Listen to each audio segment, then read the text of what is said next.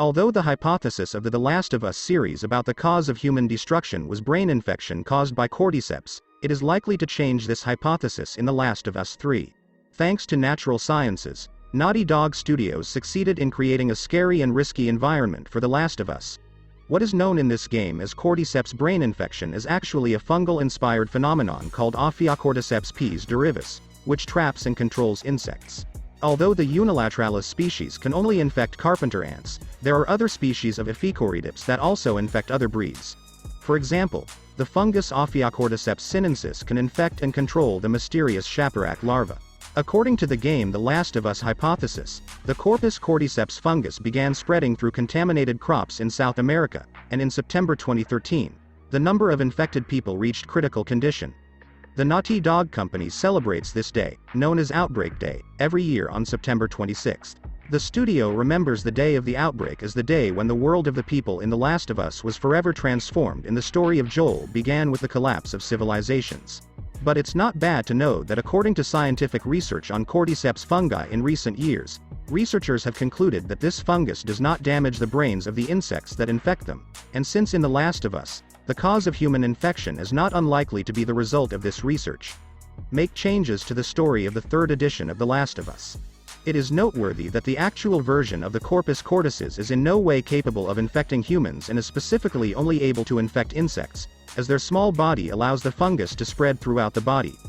Long after the release of the game The Last of Us, researchers concluded that Cordyceps did not harm the brain and its neuromuscular system after infecting the insect, as it requires these organs to control the insect's mind in order to reproduce and build hogs. These discoveries increase the potential for changes in the way cordyceps affects the brain in The Last of Us 3, especially if scientists have found a way to treat the disease or, with genetic mutations, make a difference in the function of the cordyceps. Currently, the only official news release from The Last of Us 3 is the outline of the story written by Neil Druckmann, but this does not mean that the game is under construction. The Last of Us: The 3rd of May continue the story of Abby and Lev's life and the impact of the events of the second part of the series on the lives of these two characters, and tell the story of the game in this way. Abby and Lev's plan was to get to the Fireflies on Catalina Island, but after being captured and enslaved by the Rattlers, their schedule changes.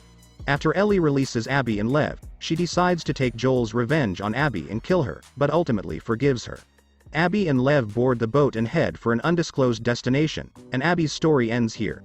This means that either Abby was searching for Firefly or she went to another place to heal her wounds and continue on her way. Since Abby's father was a member of the Fireflies group and the group's goal from the beginning was to find an antidote to cordyceps brain infection, if Abby decides to go to Catalina Island and meet with the Fireflies' group, it is also likely that Fireflies will show the results of their research to Ellie, and these results will be derived from the achievements of the research that scientists have achieved about the Cordyceps fungus.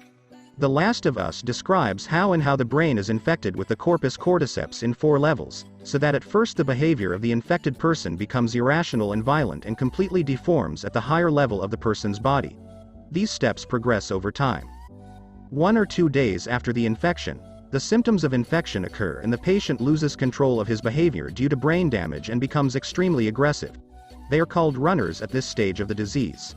The second stage of infection begins 2 weeks after the infection and the eyesight of the infected person is degraded, as the fungus begins to grow on the patient's head. This group of sufferers is called stalkers and hunts it by hiding in the dark as the prey approaches.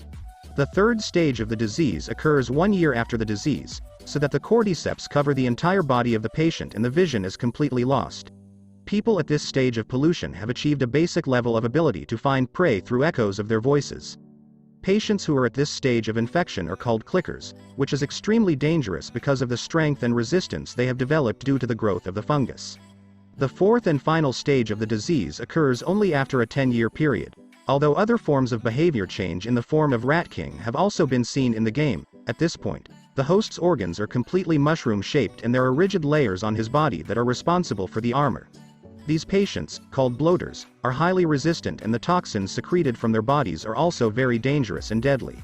With these steps in mind, if the story of The Last of Us 3 occurs several years after the second version of the series, it is likely that the cordyceps will appear in a completely new form and its function will evolve in the bodies of sick people. Also, if there is not much change in the population of the patients, over time many of them will enter the third stage of the disease and become clickers. At the same time, A large number of clickers will also be transformed into bladder, resulting in a decrease in the number of hosts and a reduction in runners and stalkers.